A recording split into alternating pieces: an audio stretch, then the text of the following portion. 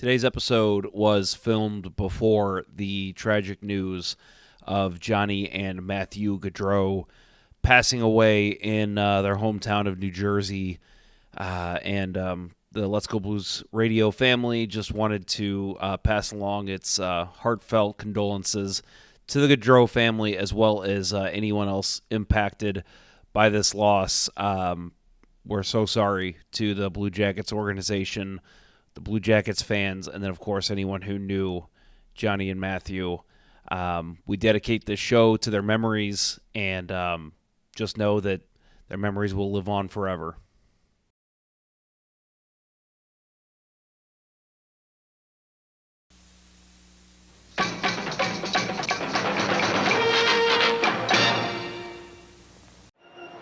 Are you a first responder, a veteran, a doctor, a nurse, a teacher, or a Let's Go Blues radio listener? Of course you are. If you're in the market to buy or sell a home, call real estate superstar Mike Burgoyne today at 314-753-4060 or email him at mike@strikewithmike.com to earn special rates today.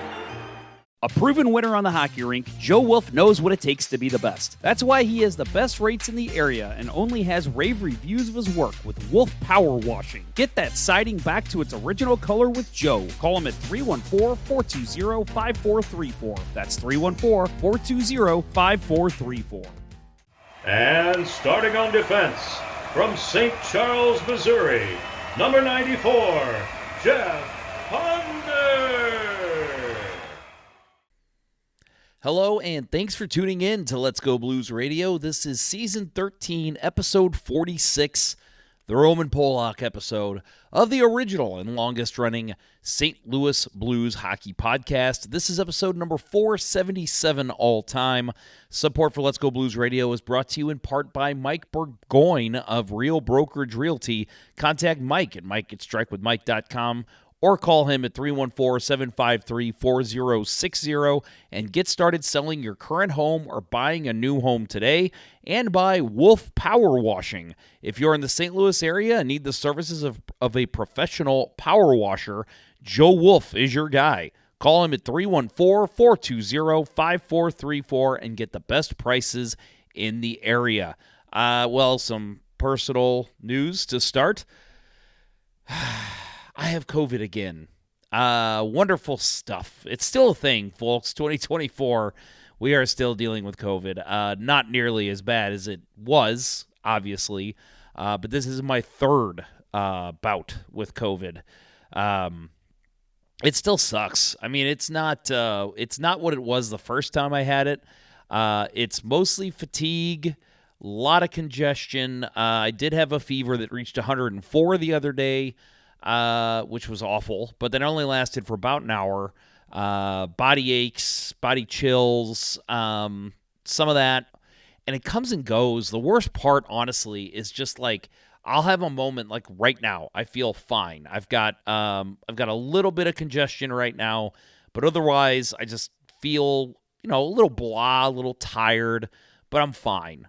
But I could wake up in the morning and all of a sudden I've got 102 fever again and I've got body aches. It's annoying. Anyone who's had COVID, especially after vaccinations, knows that it's not so much that it's like awful, it's that it's annoying. It's just like, just let me get better. Go away, COVID. Please go away. So just wanted to share that with the world because it sucks. And I don't even know how I got it. I haven't left the house. I swear to you, I haven't left the house in like a week. I went out shopping Saturday, and that was it. And, my wife and son go to school, and I'm thinking maybe they brought it back with them, but my wife took a test. She was negative. I don't know. It makes no sense. I don't know how I got it. Somehow it's worked its way into the Ponder house, and of course, it attracted itself to me. So I am at 3 times. I am a 3-timer for COVID. Lucky me. Let's talk about today's show. I speak with Brad Callahan of Hockey North America, better known as H&A, to get his take on the Save the BHL movement that we covered a few weeks ago when we recorded at Obie Clark's. And Brad is an assistant administrator with the H&A organization. So I wanted to get his take on what's going on and, H&A's side of it. Clearly, H&A was not the villain in this situation. They were kind of this third party that was worked its way in. So no ill will between the BHL and H&A, but I just wanted to get their take as well. And also talked about Brad's hockey tournament side hustle. So if you're if you're an adult hockey league player and you want to get involved in some whether St. Louis centric or travel centric tournaments for adults, he's got 8 on the docket for next year. And so it's kind of a side hustle now where he's kind of making all these big tournaments happen. So if you're interested, make sure you check this out. A lot of interesting stuff to hear from Brad on that. Also, he is slowly working his way into broadcasting. So Brad's kind of all over the place. So just some interesting stuff to hear from Brad and, getting our summer going and, hearing some good stuff from him. So look forward to having you hear all of that. In terms of Blues news, the Blues did sign defenseman Quinton Burns to a 3-year entry-level contract. Burns was a third-round, 74th overall pick in the 2023 NHL Draft. He spent the past 3 seasons with the OHL's Kingston Frontenacs. We can give you stats. We can give you all that. You can read that online. Yes, you can read this online too, but I will say, as someone who is not familiar with Burns' work, I wanted to include something here. So I went to our friends at Elite Prospects, and this is what they had to say about Quinton Burns in their 2023 NHL Draft Guide. So obviously just last summer. They said Quinton Burns is proven capable of handling long minutes in tough defensive assignments. His strength and balance will enable him to box out opponents from the front of the net, and his ability to neutralize passing lanes and deny space. Burns has all of the advanced transition ideas. He spins off checks, attacks the inside, looks cross-ice for options, and even manipulates incoming pressure. And I read somewhere else, too, that they kind of project him at best to be a bottom-pairing defenseman, shutdown-type defenseman. So kind of a good defensive defenseman as it sounds. We'll see how he progresses over time. But clearly the Blues saw something in him to at least continue his progression. Don't let him go back into the draft. So they signed him to this deal. So we'll see how Quinton Burns works his way through the Blues' lineup. Also, one last bit of news that came out. The Blues will be nationally televised for 11 games this season. ESPN, ESPN+, ABC, and Hulu will combine to broadcast 8 games, while TNT, True TV, and Max will feature the Blues 3 times during the upcoming season. So reading that, 3 times this season, they'll be on TNT, True TV, and Max. That tells me they'll have 1 game on TNT, 1 game on True TV, and 1 game on Max is my guess. Maybe all 3 will be broadcast on the Max app. I don't know. But that was the report that came out. Marquee games include the first game of the NHL schedule, which is October 8th at Seattle. That's going to be on ESPN and ESPN+. The Blues' home opener on October 15th versus Minnesota. That will be on ESPN and ESPN+. And the Discover NHL Winter Classic on December 31st against Chicago. That will be on, I stand corrected with what I said earlier, that will be on TNT, True TV, and Max. So that will be broadcast on all 3, apparently. A full list is available on the Blues website to check out all 11 games this season. Also included in this is 101 ESPN, of course, will feature all 82 regular season games on the radio with Chris Kerber and Joey Fadali, with live audio also available in the Blues' app. So again, that was something that comes out every year when they announce the nationally televised games. We always get the full season on 101 ESPN, which is great. For those wondering about what's coming for local broadcasts, to be continued. It's a little more up in the air this year than it has been in the past. So we'll see what happens with Bally Sports Midwest. But I'm sure we'll be hearing something very soon.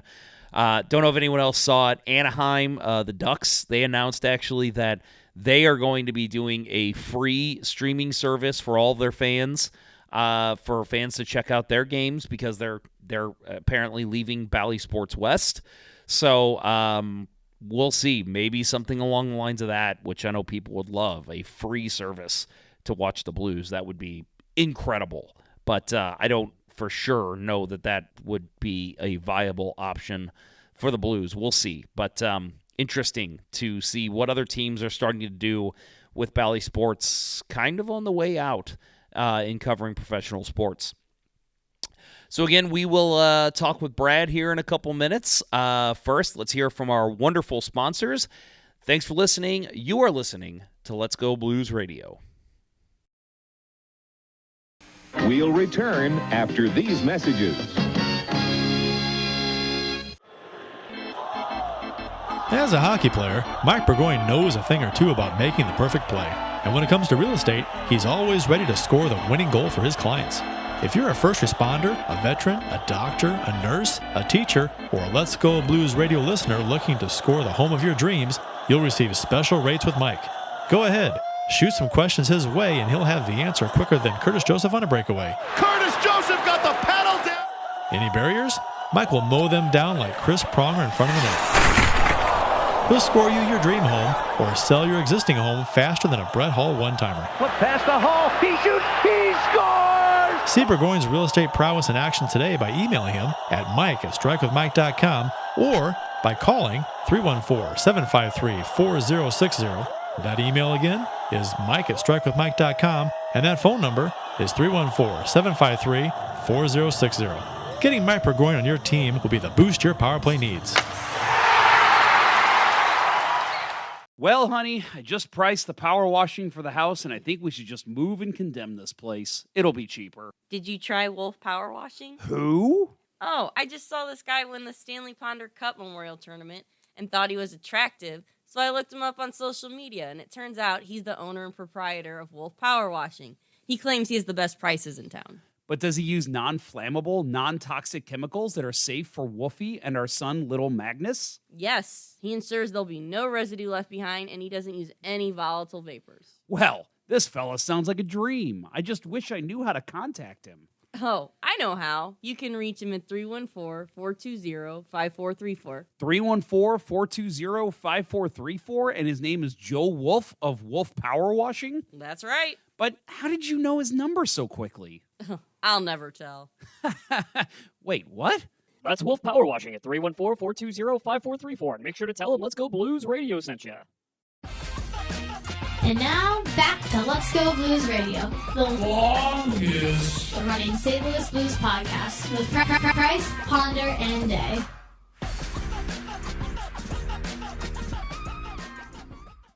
And we are back from break, and I'm joined by, I guess I could call him a friend.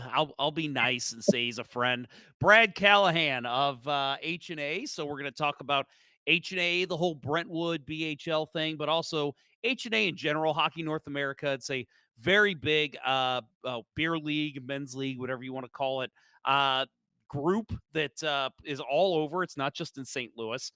Brad is an assistant administrator for them. He's been there for 4 years, been around the league for 5 years. And then also Brad has a lot of other things he does, including adult tournaments, which we'll get into, and then is also announcing on the side as well. So a lot to talk about with Brad. But thank you very much for taking time out of your day, Brad, and talking about some different aspects of hockey than we're used to on this show. Yeah, I'm really happy to be here. Thanks for having me on, and kind of looking forward. You know, hockey's a great sport to talk about, so you can't really go wrong anyway. I'm on it. Yeah, man, we've been doing this show now for almost 14 years. I've been doing summer shows now for up to, I think, 4 years. This is my 4th year, I think, doing a weekly show over the summer as well. And so it's fun, like, you know, because during the season, you're, you know, oh, the Blues did this, and, you know, they're trying to chase the Avalanche in the standings, and, like, that's all fun to talk about. But learning all these different aspects, I've talked to St. Louis coaches, I've talked to administrators, talking to all these different people that are around the sport in different aspects in different ways. It's just more exciting. It makes the game more exciting because you see the different angles people have in the sport of hockey, and clearly you've got many different angles that you're working in the sport of hockey. Well, I mean, it's all over from, like you said, assistant administrator to player to referee, scorekeeper. I mean, I feel like, especially during the fall winter season, I'm at the ice rink at least 5 nights a week, if not more. I was gonna say I usually see you in an ice rink at least once a week, so I'm like, I think he just lives at the rinks. Like you just just go from rink to rink every night, right? And you just sleep there and then start over the next day, right? Pretty much, I try to stay close to my area. The Recplex and the Ice Zone are two of the closer rinks to me. So when I'm dragged out to Kirkwood or Brentwood or a little further out, it's like, well, okay, we're going a little past my jurisdiction that I'd like to go on a Yeah. consistent basis. So again, you mentioned that you play. Let's ask. I'm going to get you your take on that first. What positions do you? I know the answer to this, but what positions do you play? So at the B level in H&A for B3, I captain the St. Louis Bullets. We've been around. Actually, that's what got me back on the ice, was forming that team.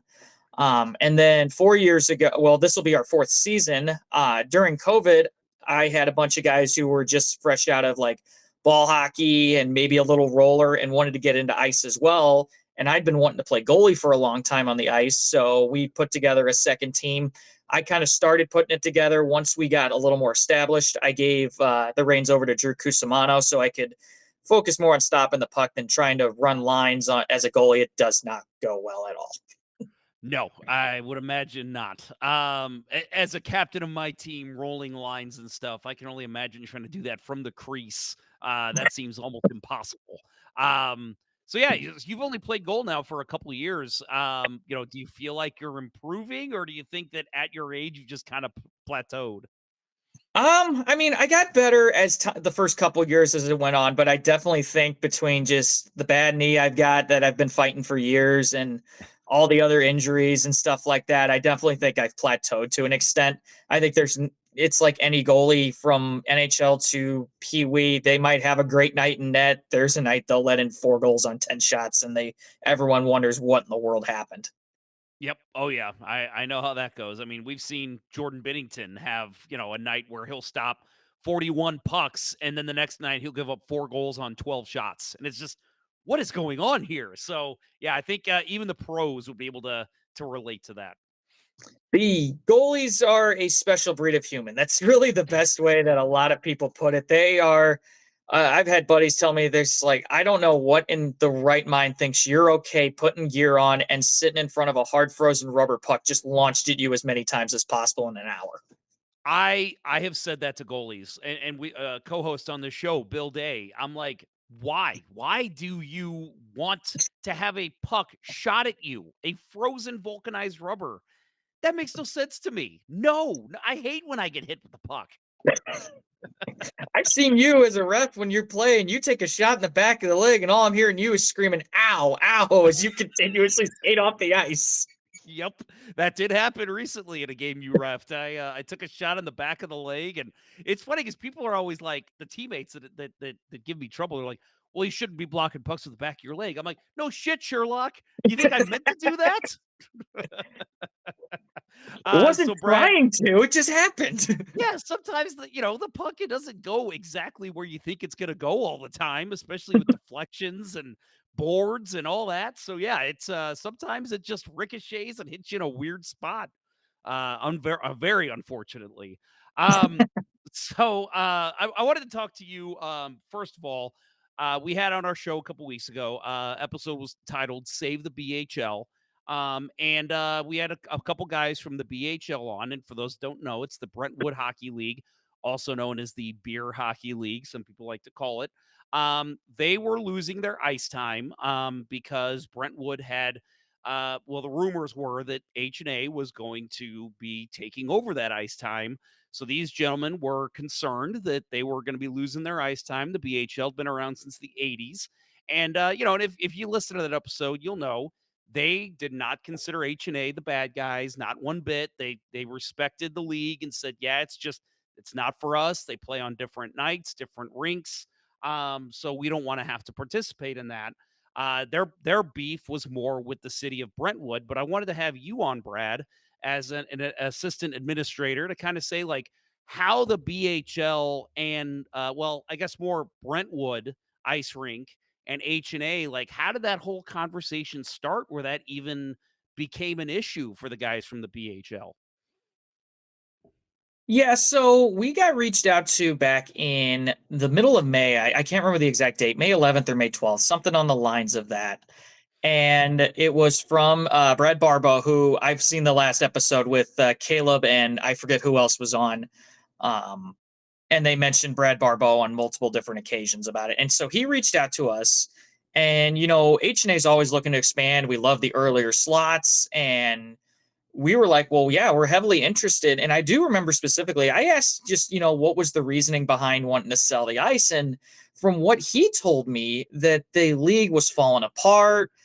Teams were barely able to sign up, which based on Caleb, and I've talked with Patrick Roy a couple of times, was never the case. And I've heard of rumors of, being a wait list for this. But at the time, they were telling me it wasn't doing well. And I thought, at the time, okay, well, this would be a good fit for us. So I got Brad in touch with, our local, head administrator here, Steven Spiros, and Alan Rackvin, who's in charge of H&A. And they drew up a contract to book the ice. And really, after I put them in touch, I did not hear a bunch about it other than, I've seen the posts in the Save the BHL and other things like that. And kind of like you said, I have no ill will towards, the BHL. I actually played a season there. It actually got me back on the ice. I stopped playing in 2012 and I got back in 2019. And my first technical season was in Brentwood for a season. And then that's when I made the transition to H&A. But at the time, I thought it was, just a typical house league, and that's perfectly fine. And like you mentioned, every league's not made for everybody. There's guys like those Brentwood players who want only their Sunday nights at one rink or only their, I think, Thursday nights at one rink. And then there's other guys who like the ability to, hop around rink to rink, check out other facilities, and maybe their schedules are a little more open. So I have no problem with BHL. And I understand their frustrations, and I give them a ton of credit for the fight that they've put to put their league back together. I really do, because it's from Caleb, especially based on what I've seen. He has done a tremendous job putting the effort into saving that league. Yeah, and I'll say, and again, I don't think talking with you off the air, talking with Caleb on the other side off the air, like there's no animosity between the two leagues. It was just kind of No. well, wait a minute. Why is H&A? Why are they giving the opportunity to be buying the ice time? And from you guys, it was, well, hopefully the BHL guys don't hate us for this. And I don't think there was any of that. It was just a matter of, sounds like there was maybe some communication issues with the city of Brentwood, and it just created some weird issues, both internally in the H&A and internally for the BHL. It's just the H&A side. You're an actual business. BHL, it's not owned by the players. H&A, this is a business that would be coming in and taking the ice time and buying up that time, paying for refs, paying for scorekeepers. And I could see the allure for Brentwood wanting to do that because it does kind of take some off the plate. But again, you're talking about a league that's been around, I mean, longer than any hockey league I've known in St. Louis. And and I know you guys, and we all talked about it. I talked about with some of you administrators from H&A, the understanding of, I get why they're upset. Oh, they have every right to be upset. And I don't blame them for being mad or frustrated and given the current situation that they're in.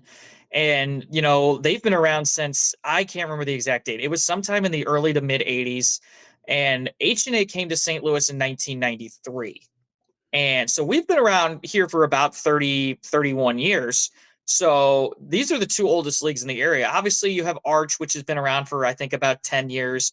Maryville kind of keeps stopping and starting, it seems like. I think they're trying to restart their league, but I don't really know all the details there.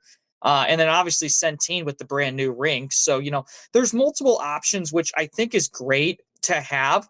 I don't think there's any ill will between any of the leagues. At least I personally don't. Like I play in Centene, and I used to play in Brentwood and didn't have really any major issues there. And I've subbed in goal for some arch games throughout over the last couple of years.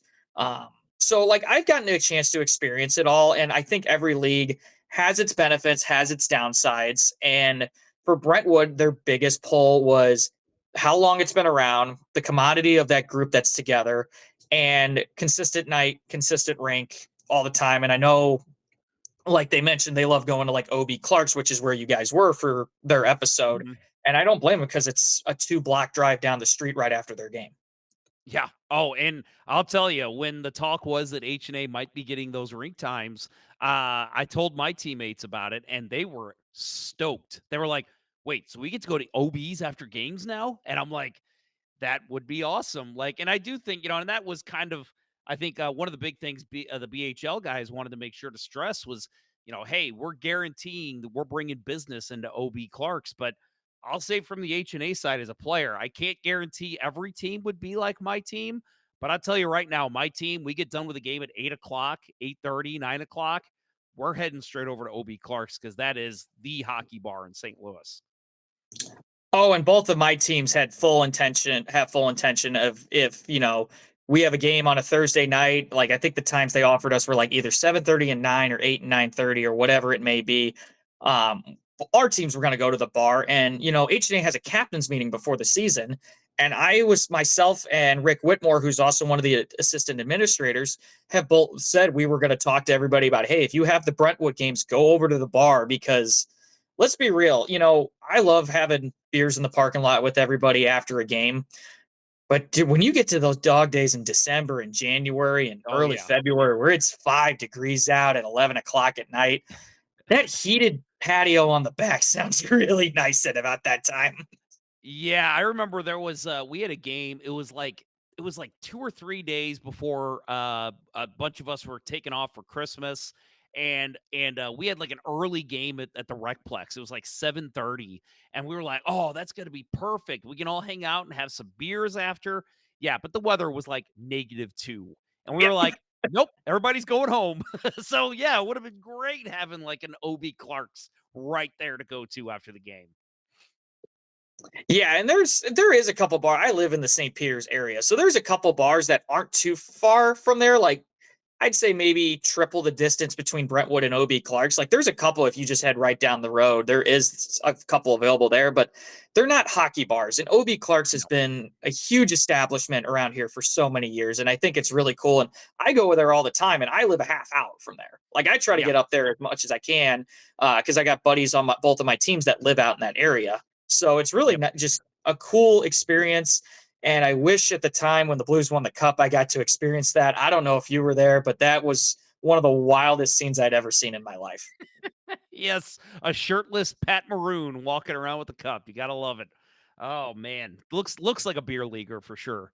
We love you, Pat. Come on, it's true. Um, so I also want to talk to you about H&A in general. So again, we've kind of talked about the difference between H&A and the other leagues. You mentioned they've been around since I think you said 93. I joined this league back in, I want to say 2016. And now I'm captaining my team, the Force. Shout out to the boys. Yeah, so we've won a couple championships over the years. We're rebuilding now, as I like to say, but we have a lot of fun. It's a great league, and we, like you said, it's different nights, it's different rinks, and that, for me, that was the allure, because I like the idea of like, oh, this night I get to play in Kirkwood, but in 6 days we're playing at Recplex, and it's just nice to experience the different rinks around St. Louis. Would you say that's probably the biggest allure for players, or is it different rink times? What do you think it is? I think the different rinks is a really cool feature. And, we've currently got on board with Recplex, Ice Zone, Kirkwood, like you mentioned, and Creve Core.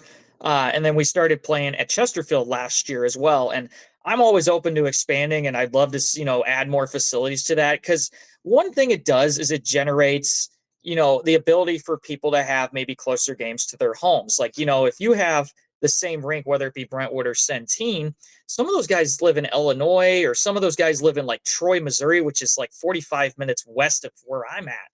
And if they have that 10:30 game at Kirkwood, or 10:30 game at Centene, they're not going to want to drive an hour and 10 minutes just to get to the rink and an hour and 10 minutes home. But if they have a game at Recplex at 9 o'clock, that's definitely a lot more tangible for them. And I think that's a really good opportunity for them to kind of be able to experience that. And one thing that we do try to do is if a guys aren't in a general area, is schedule requests are tried to be accommodated as best as possible. Like if you want, for example, my Bullets and my Vipers team, we just don't like playing Sundays. That's just our thing. And in the last 4 years, we've had one Sunday game total between the two teams. So they do a good job of accommodating if people do have schedule issues. And I think the league overall has so much to provide. Obviously, you've won a couple of championships. I don't know if your team's gotten to experience the Toronto for nationals, but my team, the Vipers, have gotten to go. The year before I joined, we won, and we did win the year of COVID when basically you had to be vaccinated to go. Most of my teammates were not, so I have not been able to experience Toronto yet, which is, whew, that's gonna bother me until it happens. But anyway, please tell us about your experiences going. And for those who don't know, you win your St. Louis championship of your division, you get to go play in Toronto against other teams in H&A. Tell us what that's like, because you've done it before. So that was really cool. And my Vipers team got to go up this year. And it was just an incredible experience. We played Washington, D.C. in the first game. We played Boston the second game. And I want to say it was either New Jersey or New York the third game. And it's just cool. The biggest thing about tournaments, especially like that, is you get to see new teams. And like our division, like the Force and the Vipers were in the same division. For those who don't know, last year it was an 11-team division, which you didn't really get to see each other that much. But at the same time, we saw you guys through 3 times, I think, and then we'd only see the Beavers once. So it was like, well, we were looking more forward to playing them because we haven't seen them in a while. But at the same time, and during the regular season, you like to develop those competitive rivalries. Like the Bullets and the Rattlers is a very, very hard, competitive, physical rivalry up in the B3 division. The Vipers, we match up really well with the likes of the Lumberhacks and the Mad Hatters. Were 2 games, and the Flyers, who we played in the championship. Our championship game went to overtime. So, like, I don't know how much more competitive you can get than a championship overtime game. But going up to Toronto and seeing those squads, I think the biggest worry for everybody is, do the teams match up well? We tied 1, lost 1 by 1, and won 1 by 1. So every game was pretty even from top to bottom. Unfortunately, we didn't make it to Championship Sunday, which is they take the top 4 out of the class. I think there was 12 in our class, and the top 4 made it. And unfortunately, the only game we lost to, Boston, they ended up winning the whole thing and won a national title. And we had 6 teams from St. Louis go up there. And shout out to the Saints, who were down in our C3 division. They ended up winning the whole thing. So it was a really cool experience to watch them. We got to check out a little bit of their game and see a couple pictures. It was a really cool experience. So shout out to them for, bringing some hardware back to St. Louis. And there was one year, I think, if Whitmore not told me correctly, 6 teams came back with some hardware. Like, St. Louis is one of the more premier programs of H&A, which is awesome. And I'd love to be able to bring that back up there and start bringing home some more stuff here for just a little bit of bragging rights almost. Yeah. And I'll say, so as far as I know, the cities involved in H&A are Boston, Calgary, Chicago, Cleveland, Detroit, New Jersey, New York, St. Louis, Vancouver, and Washington. And as you said, championships take place every year in June, correct? Correct. It's like the Toronto. Father's Day weekend or the weekend after it. So it's usually, I think this year was like the 21st through the 23rd or something around the deadline of that. And I think it's interesting too, the way, and again, this is, I think, H&A nationwide. Well, I guess two nations wide, whatever you want to call that, North America wide. I like the way that the divisions are structured. For those who don't know, it's not like, okay, St. Louis, you've got A1, A2, A3, B1, B2, B3, because you're trying to match up with the other skill levels from the other leagues across both Canada and the U.S. So I know last season, I'm not sure if it's going to be the same this upcoming season, but like our highest level is B3, and then there's a B5, there's a C1, a C2, and so on. And so it's like, it may not make sense when you look at like why is there a B5 but not a B6? Well, it's because the skill levels match up across H and A. And I think that is really interesting because like you said, when you go up to Toronto, it makes the games way more exciting. You're not getting 12 nothing blowouts by these Canadian teams, or you mentioned St. Louis being good. It's not like St. Louis is going up against Cleveland and steamrolling everybody. It's competitive hockey because of the way it's structured. Yeah, and they do a really good job, and that goes up to Elliot Root, who is the head of H&A, and he does an incredible job putting that tournament together. I mean, I think there was 58 teams that went up there. So to be able to put all these teams in their appropriate divisions, get a schedule put out, and here's the thing is the best part up there, there's no 10:30 p.m. games. The tournament starts at like 3:00 on that Friday afternoon, and their last game starts at 8:30. They pick it up at 9:00 in the morning. It's at Westwood Arena, which has 5 sheets of ice. So it's convenient for them to be able to knock out 5 games in a row and just keep moving down the line. But it's just incredible what he's able to do. And then from like a local administrative point, like us and the rest of the administrative team, we try. It's incredibly hard because you never know what you're going to get year after year, and there's always adjustments to make. But we try our best to try to keep the local divisions as competitive as possible. More often than not, I feel we do a good job. Obviously, there's teams that, we put in the wrong division for a year and, we drop them or we move them up either at the halfway point or pending where they're at kind of halfway through the season. We'll talk about it for the next season. And it's hard because you never know what these guys are going to show up. And then there's nights where you're missing your top 3 guys. So like, you're not going to expect to do much in those games. So, we hear about it. Oh, we should be in this division. We should be in that division. We try our best to accommodate and make it as close and competitive as possible. And I think we do, myself and the rest of the administrative team, do what we can to make it the most competitive. And I think that's the thing is if the teams see the effort, which is what something we try to do and show, I think that's where they go about it in a lot more calm way. Because let's face it, we've all been in tournaments or divisions or other leagues that have been, you're getting canned or you're winning 9-0 every game. Yep. Oh yeah. That's no fun on either side. I've done both and it sucks. Cause especially when you're traveling too, cause it's like, what's the point? What am I doing driving 3 hours to this tournament if I'm just going to get my ass kicked? So, but anyway, no. So I play. You mentioned. I thought it was funny. You mentioned the teams moving up and down. Yeah. So I know I've told the story on the show before, but my team a couple years ago won the championship, and I remember even talking with you and Steve Spiros about it, and I was like, move us up, please move us up. And you were like, yeah, of course, you won the championship. So we move up. And I think it was like within 3 weeks before the season started, 6 of my 8 top scorers dropped off the team. And I was one of the ones that was left. It was me and one other guy. And I was like, so looking at last season's stats, I'm the top scorer now. That's scary. And he was like, yeah, man. And I'm like, oh boy. So we moved up, got our asses kicked, but you guys accommodated, moved us down to the lower division again, and we ended up still not being great, but still we're at least competitive. So it is nice to see that there is that flexibility midway through the season if you need it. Yeah, and occasionally it's very rare. I've only seen it once happen, and it was actually ironically last year. We try to wait till the halfway point, but we had a situation like this last year where there was a team actually in our division, Armageddon, I'm sure you're familiar with.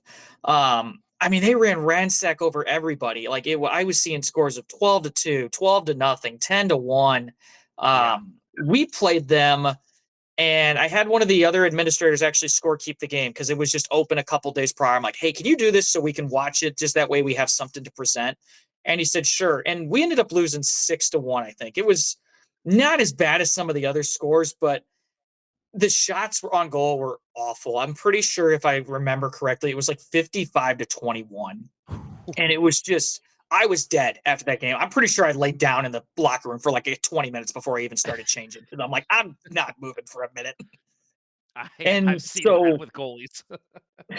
so 6 games in, we, on top of them doing it, the Stealth were really struggling in the division below. They had lost, kind of like similar to what happened to you guys a couple years ago. They lost the 2 or 3 of their top guys, and they were just getting run over. And so 6 games in, I said, we need to make a decision fast because I don't know if these guys are going to gut out 4 or 5 more games before we make the move. So it worked out well. The schedule had to get adjusted a little bit just because, we got to put them in the right division and play the right teams.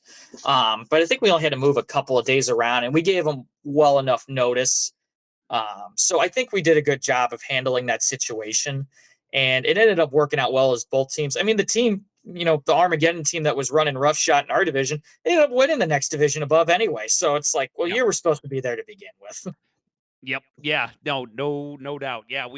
I was at the game that I didn't play because I was injured, but I was there, and I want to say they 13-goaled us, 13-0 or 13-1. And I remember messaging you, and I'm like, you need to look out for this Armageddon team. And you were like, yeah, we're already talking about it. And that was only like 3 games in. So Yeah, it was really bad. And the funny part is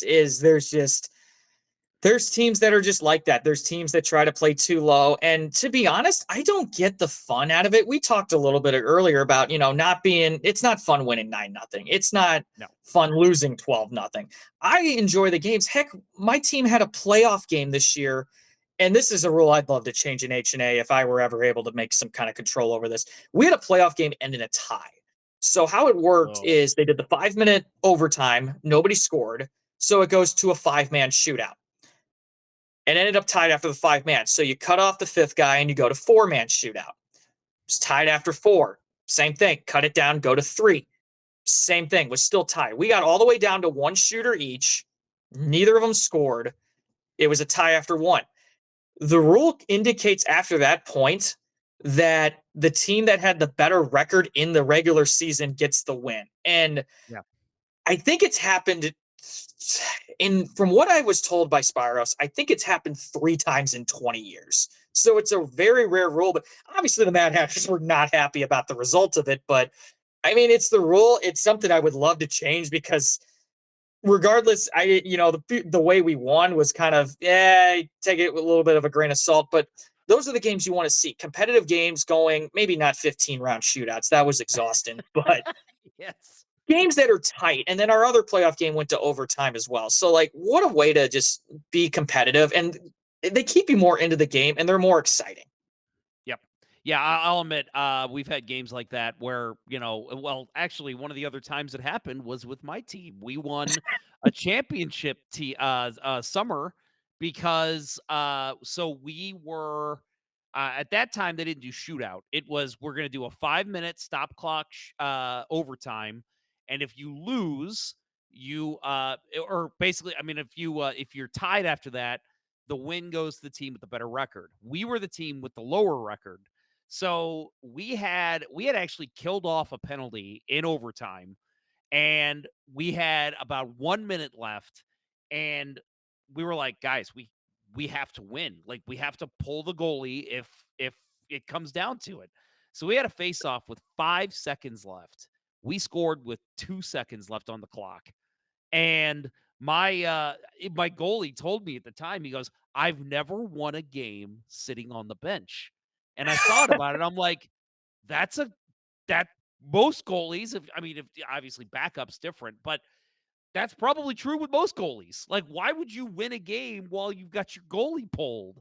So yeah, it was craziness. And I remember thinking at the time, I'm like, man, they got to change this rule. But the problem is ice time. You have to pay for the ice time. And so eventually you just have to come to a conclusion. You can't go 5 overtimes because you just don't have the ice time rental. Yeah, and that's the downside where, as much as we'd love to change the rule, I realistically just don't think it can possibly happen. I think there's ways to adjust it. For example, like instead of doing the shootout rule, I would think do a 5-man shootout and then just turn it into an Olympic style, because reuse the same shooters, because eventually somebody's going to score. I don't think it's going to last 15 rounds that way. Yeah, that's true. But yeah, I actually you could also do a 5-man sack race. I think that could also possibly get you a winner. Someone mentioned it was actually a goalie buddy of mine, Ryan Flick. I'm sure you know him well. Goes, how about the goalies get in the center dot and just do a sumo wrestling match for that? I'm like, well, that's fair for you. You're 6'6". I'm 5'8". I'm not gonna win that ever. So we're not changing it to that. But I actually remember that game you're mentioning where we didn't do the shit because I was the scorekeeper that night for that game. Oh, there you go. Yeah, And that you was a guys crazy scored night. with like a second and a half. Was it at the Mills? I'm pretty sure if I remember correctly. Yes, it was the Mills. Yep. Yep, I score kept that game 100%. Yeah, and I remember Spyros after the game, he hands me the trophy, and he even said to me, he goes, "That's one of the craziest endings we've ever had in H&A." And I was like, "I'll take it. I'll freaking take it." I had a friend of mine in the box, and we were watching, and me and him were just like, "Did that really just happen?" Because at the time, I thought it went to a shootout. So when you guys pulled the goalie, I was like, "Wait a minute, what are they doing? Are they really risking an empty net in a championship game?" And then when Spyros told me the rules, like, oh. Yep. And see, and luckily, this who was it? Somebody on my team knew that rule. And if we wouldn't have known that, we wouldn't have pulled our goalie, and we Right. probably wouldn't have scored. So luckily, we had somebody who actually read the rule book for H&A. There's a few people that don't read the rules. And then one thing that I will say, it's another difference between other leagues is Centene, Brentwood, and Maryville. I don't think Arch is.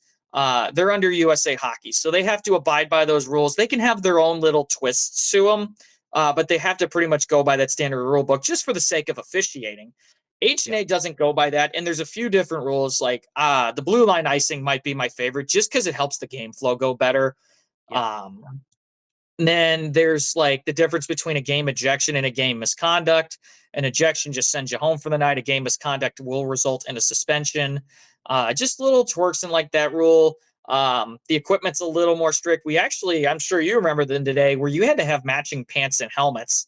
And that didn't really fly with a lot of people. And at one point, before I was around, I heard there was a rumor they tried to do matching gloves.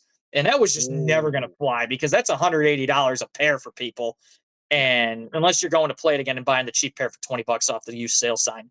But nobody wants to pay that. Like, I have black pants, I have black helmet. I know it's the most common.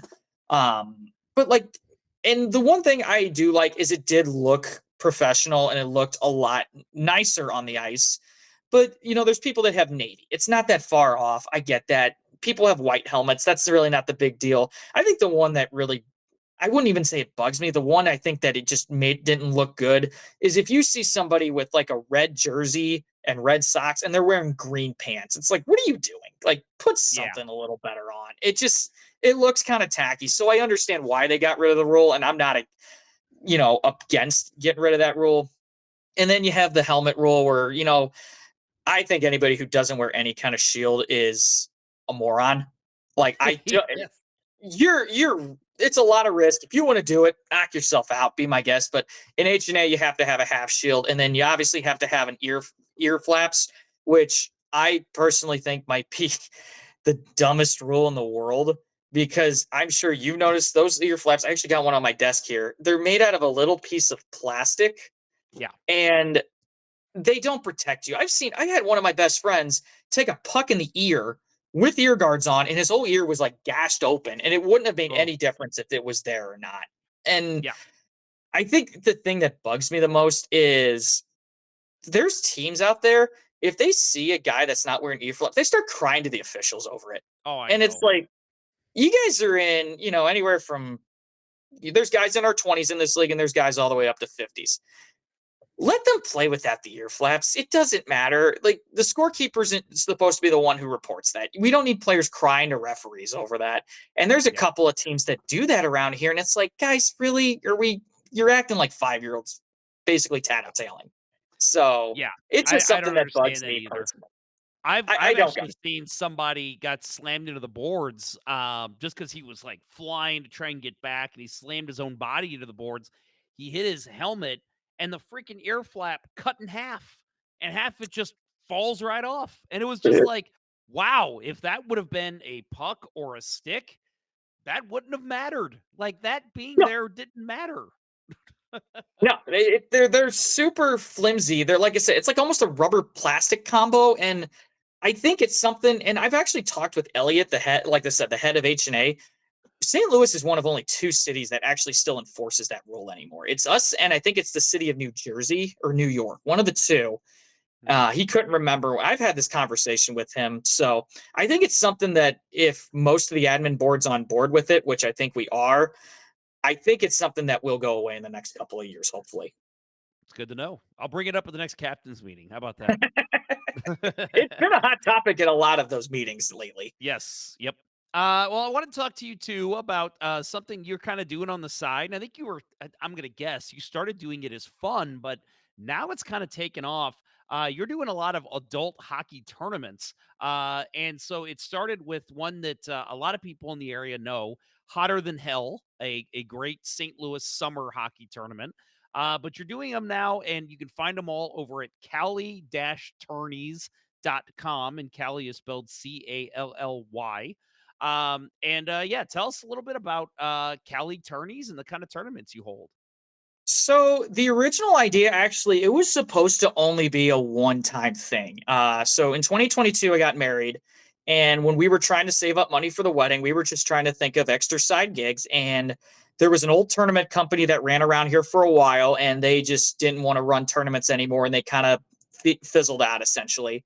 And I even talked to the guy that ran it. I said, "Hey, I don't want to step on toes. I don't want to do anything, but if you're done, I'd like to try this." And he said, "We've been done. Go right for it." So I was like, I'm just going to do a one-off thing, make a few little extra side cash, get everybody out, because there's a lot of teams that don't play summer hockey. If you notice, like H&A, the teams are almost cut into a third. Centene, there's half the normal teams. So I was like, this will be something fun for the guys to put together. And I did it in the middle of July, and I expected maybe 8 teams, like 2 groups of 4, go throughout the day a little bit, not be there.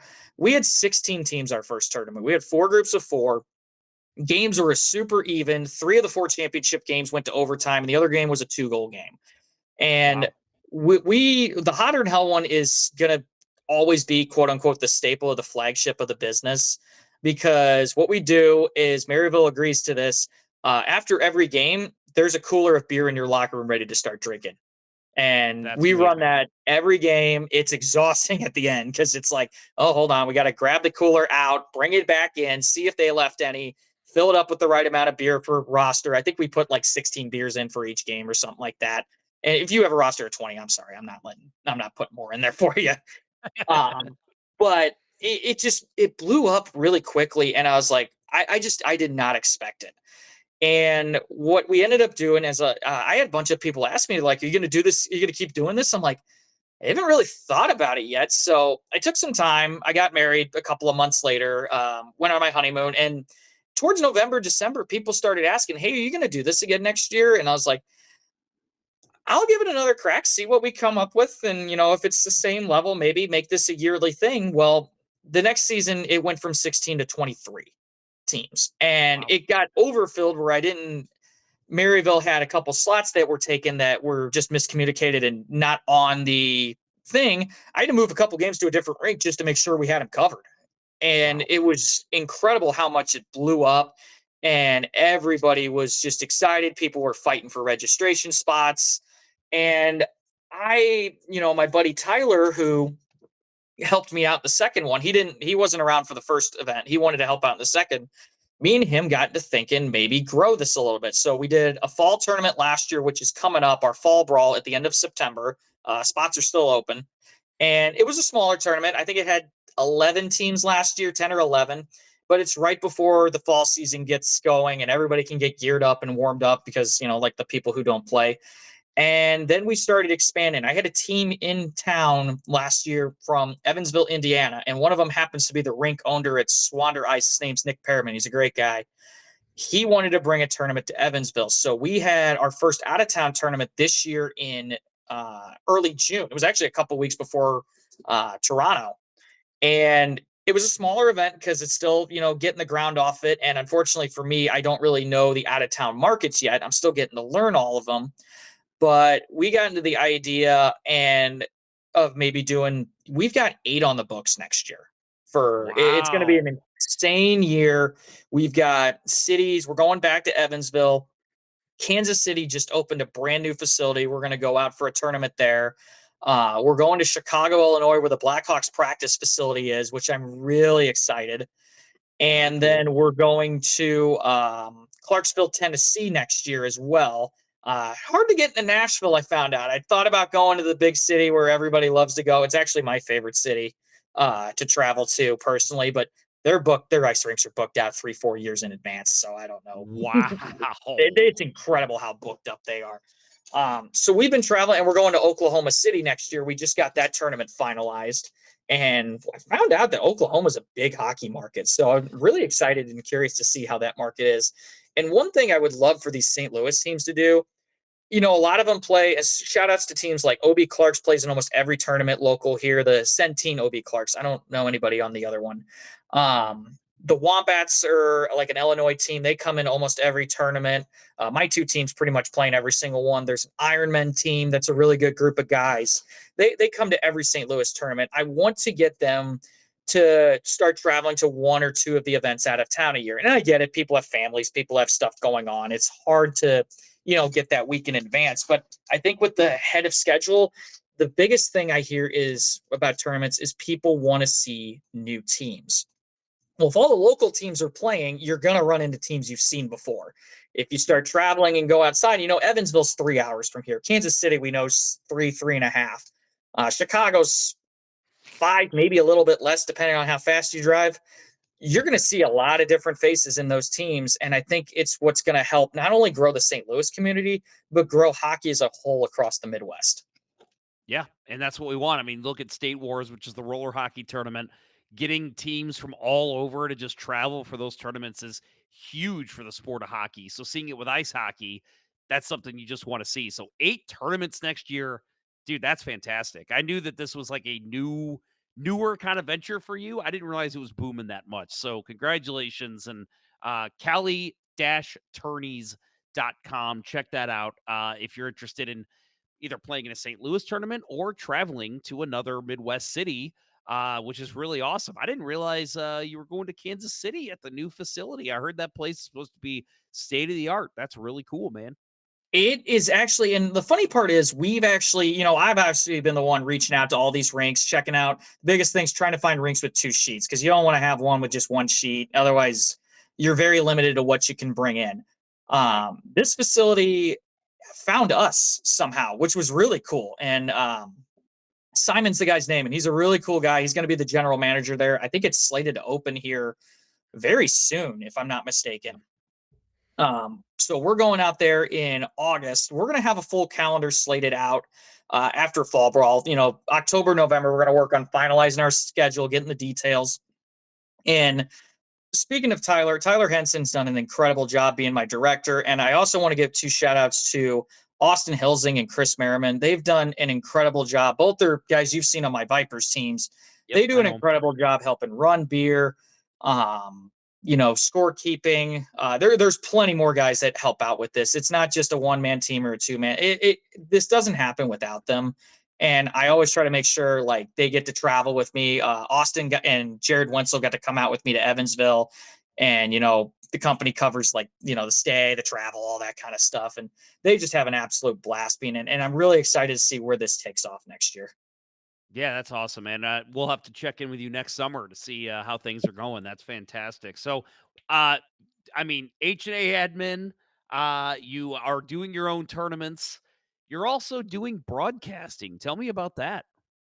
So I've been wanting to be in sports broadcasting since, I was a little kid. I would be the guy that would turn off the broadcasters on video games and call my own games. That was me too. Yep. I did that all sports games, and the ones I really do well with are football and ice hockey. And I got a great opportunity with the Blues Warriors, who they broadcast their own games, and they've had their players kind of come and go through it, and they just they're kind of like, oh, we'll give it a crack, and they struggle to get through the game because they can't keep up with the flow and stuff. And so they hit me up one time because I know a few guys in the organization, and Jason Vanover's like, why don't you call a couple of games? They had a local tournament here, and they do exhibitions all over the place. And people were just stunned at how well it went right off the bat. And I've always been just, I know the flow of the game. It's something I've been around for so long. And I started traveling with that team, with the organization for a couple. I went to New Jersey with them, and I also got to go to Denver last year with them just to call games. And it was just a really cool experience. And it was kind of I wouldn't say it's a launch because I'm still in the process of trying to get into it's basically a freelance right now. I actually just landed a gig being the voice of the Fort Zumwalt North Panthers for the upcoming football season, which I'm really excited for. I got to call a Zumwalt South like 8th grade freshman level game last week, actually. And it's just a fun time. And it's just something I thoroughly enjoy. And eventually I want to get this somewhere in my career, but it's just, I'm sure you, as well as anybody knows now, you just got to know people in the field. And unfortunately, that's where I kind of draw a little bit of a blank on. Yeah, no, I hear you. I made some good connections in college myself, which is how I got into blues media. But I knew I had the talent. I knew I could do it. It was just a matter of I need to know the people. And so yeah, for you, I just only advice I'll give you is just keep connecting, keep working with new people, and you'll make those connections that you need to make. Yeah, my biggest break I've had so far is I actually got the honor of calling last year's high school state championship games over at Centene, and it was by far one of the coolest experiences of my life. I remember when I was playing in high school hockey, they threw the state championship games down at Enterprise, Savas, Scottrade, whatever it was called at the time. And they moved it to Centene, and I don't know the reason why, to be honest, but I got to call that game. But I'm sitting up in the little broadcast booth at center ice on the top, and I'm seeing people pour in, and there's 3,000, 3,500 people, standing room, seats are filled to capacity. I'm like, this is such a cool experience. I'm going to have so much fun doing this. And it was a great game. It was DeSmet and Marquette. DeSmet ended up winning, which little pain in my side since I'm a CBC grad, but it was still a very cool experience to call. Yeah, that's really cool. I mean, I've been to some of those high school championships, and it's fast too. Like, Oh, yeah. obviously hockey's a fast sport, but you watch the non-NHL games and you're just like, "Oh, I can handle this speed." Those kids are going 9,000 miles per hour in those championship games because they want it so bad. It's become such a staple and a big part of St. Louis hockey to win one of those championships. So, calling that game, I'm sure was difficult, but like you said, enjoyable and fun. Oh, it was so much fun. It's fun seeing. I played high school hockey, 10 years ago. These kids are twice as fast as what we used to be. I don't know what kids are being fed these days or what it is, but my goodness, it is so much faster than what it used to be. I swear. Either that or my eyes are just getting old at this point. That's part of it for me too. Brad, always good talking to you. Guy that I've known now for a couple of years, and again, we'll call you a friend. Why not? Now you're a friend of Let's Go Blues Radio, so that's even more exciting. Um, Great having you on. You're the assistant administrator at H&A. People can check out H&A if you're interested in joining the league as a player or as a team at hna.com.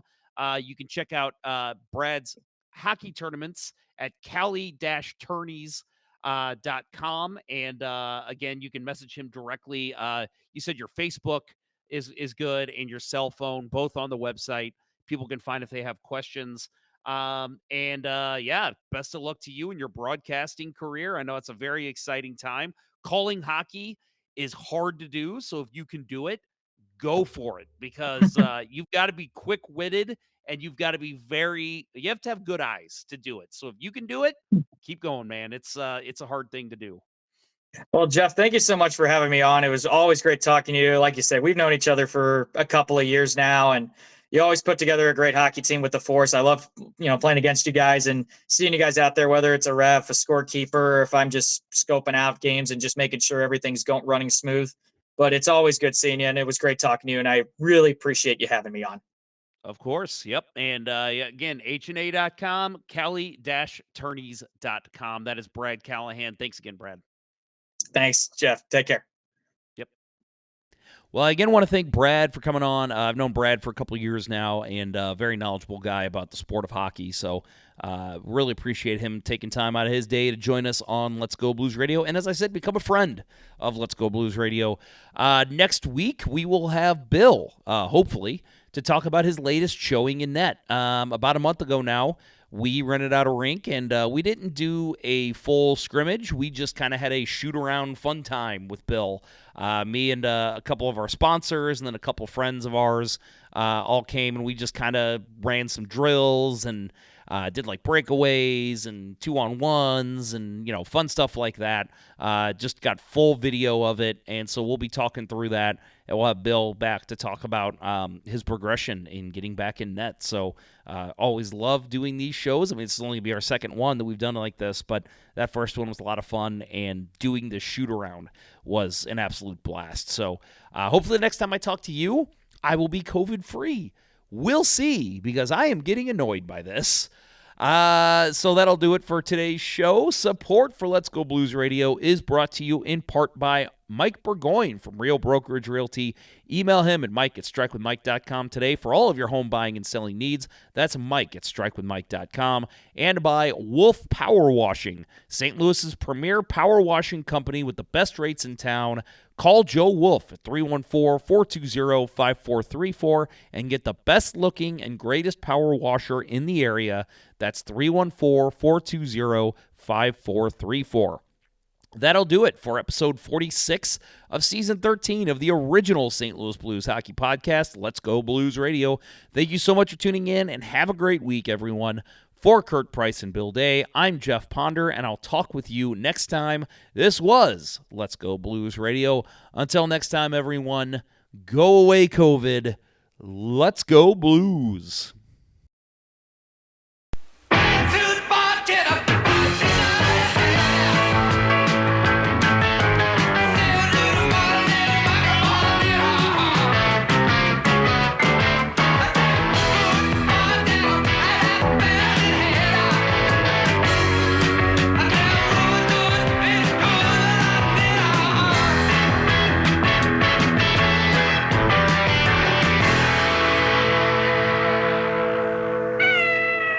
Sit, Ubu, sit. Good dog.